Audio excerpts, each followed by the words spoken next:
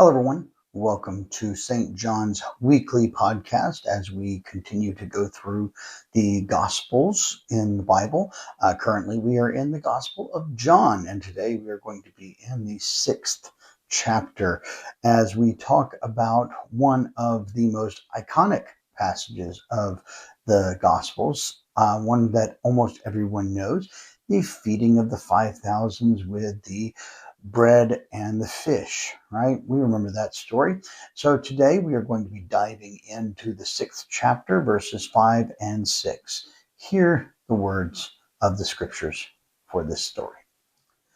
When Jesus looked up and saw a large crowd coming towards him, he said to Philip, "Where are we to buy bread for these people to eat?" Now Jesus said this to test him, for he himself knew what he was going to do. As Jesus looks to the crowd, he uses this as an opportunity to teach Philip, and I would argue to teach the rest of the disciples as well, because Philip was not the only one that could have answered this question. Philip was not the only one that could have looked at the numbers of people and come up with the same conclusion. If we read the whole passage, we find that Philip says to Jesus, half a year's wages wouldn't be enough to even purchase the bread that would be needed for every person to get their fill. His statement is actually that half a year's wages would give just enough bread for maybe everyone to have a little bit. So why does Jesus ask this question? John tells us in the gospel that Jesus already knows what he's going to do. He already knows the miracle that is going to be performed. He already knows that the crowd is going to get fed and that there's going to be an overabundance of food after the crowd has been fed. So why then ask Philip, how are we supposed to feed them? And the reason is because Jesus wants Philip to see two things. The first thing he wants Philip to see is the problem at hand and recognize his own inadequacy as it comes to the solution to that problem. As he says in the passage, half a year's wages wouldn't be even enough for everyone to eat correctly, for everyone to eat healthily, or for everyone to have their fill. So Philip knows right off the bat that this is not something he's going to be able to fix. This is not a problem he's going to be able to solve. But Jesus also asks the question because he's hoping that Philip will start to see the faith in these problems. That by following him and by looking to God, there is no problem that is too big. John does this a lot in different miracles and in different places.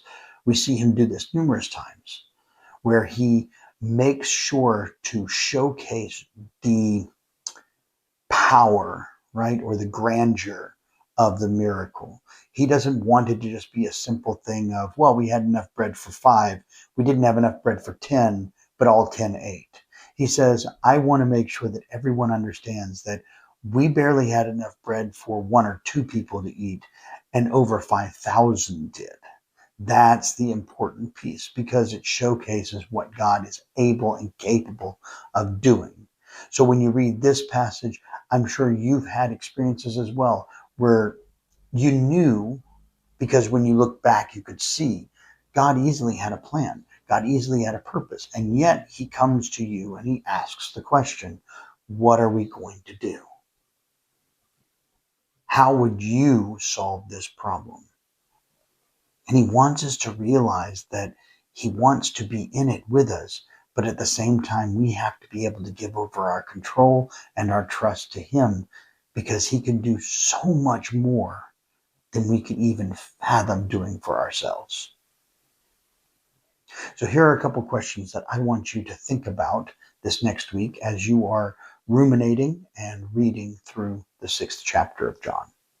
The first question: what situation in my life feels beyond my ability right now? Second question, a follow-up. Am I focusing more on the problem or on God's power?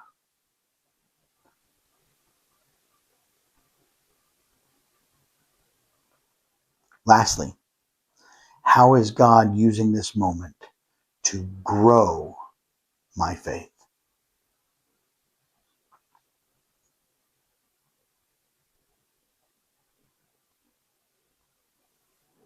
Thank you for stopping by and being part of our weekly podcast. If you liked what you heard, please like the video, subscribe to the channel, and if you would, you can drop a comment down in the comment section, and I'll be more than happy to answer any questions that you might have. I hope you have a wonderful rest of your week. I hope you continue to live into what Christ has done for you, that you continue to learn more about Him, about His Father, and about how you fit into His miraculous and amazing plan.